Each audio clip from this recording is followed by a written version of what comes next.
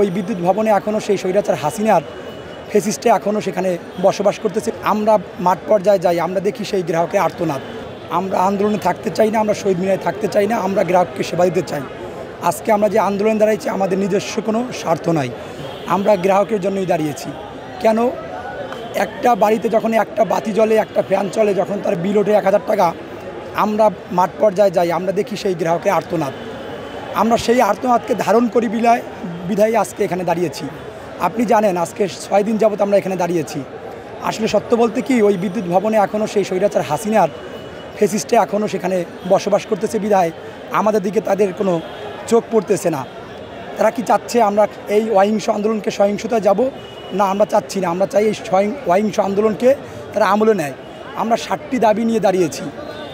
আমাদের 7টি দাবির প্রধান দাবি হচ্ছে এই স্বৈরাচার্যের চেয়ারম্যান যে বাংলাদেশে 24শে গণ অভ্যুত্থানের পরে আমরা যে স্বাধীনতা পাইছি, স্বাধীনতা যে কেড়ে নিছে, চেয়ারম্যানের অনীতি বিলম্বে পদত্যাগ করতে হবে। আপনি জানেন মাঠ পর্যায়ে কাজ করে কারা? মাঠ পর্যায়ের প্রশাসন হচ্ছে ডিসি মহোদয়রা।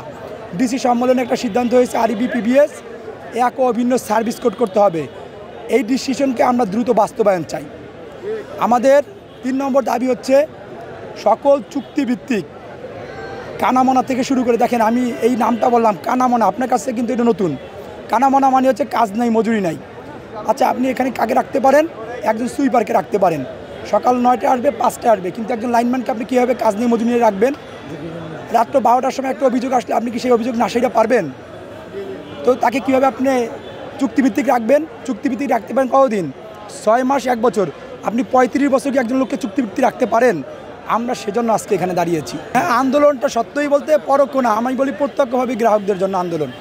আমাদের আন্দোলন, আমরা কি বলছি যে আমাদের বেতন বাড়াই দেন, আমরা বলছি আমাদের এইটা দেন ওইটা দেন না। আমরা বলতেছি আমাদের একটা সুষ্ঠু কাজের পরিবেশ দেন, যেটা দিয়ে আমরা মানসম্মত বিদ্যুৎ সেবা দিতে পারি। অবশ্যই আমাদের আন্দোলনটা হচ্ছে গ্রাহকের আন্দোলন। হ্যাঁ, ওই যে স্বৈরাচারের সময়ে আমি কয়েকটা কোম্পানির নাম বলি আপনাকে, টেকনো, পাশা, ডিটেক, আপনি খোঁজ নেবেন যে বিএনটি, এই মিটারগুলো মালিক কারা? ওই যে সাবেক যে বিদ্যুৎ প্রতিমন্ত্রী ছিল নসরুল হামিদ, তার সাঙ্গপাঙ্গরা, ডক্টর তৌফিক ইলাহি যে এখন বিদ্যুৎ উপদেষ্টা ছিল প্রধানমন্ত্রীর, এখন জেলে আছে, তার সাঙ্গপাঙ্গরা মালিক। ওই যে ভুতুরে বিলগুলো হয়েছে ওই মিটার থেকেই হয়েছে। আপনি দেখবেন আমার ফোনে আছে যে বিনা সংযোগে আপনার মিটারে পাস মারতেছে, বিনা সংযোগে আপনার মিটারে বিল উঠতেছে। আজকে এই মাঠ পর্যায়ে যখন একটি মিটারটা যায় তখন কিন্তু সে অনেক সময় এটা মাইরের হুমকির ধামকির ভিতরে পড়ে। আমরা এই জন্য যে না, আমরা তো এই কাজ করতে আসছি, আমরা চাকরি করতে আসছি, গ্রাহকের সেবা দিতে আসছি, আমরা মানসম্মত গ্রাহক সেবার জন্য এখানে দাঁড়িয়েছি।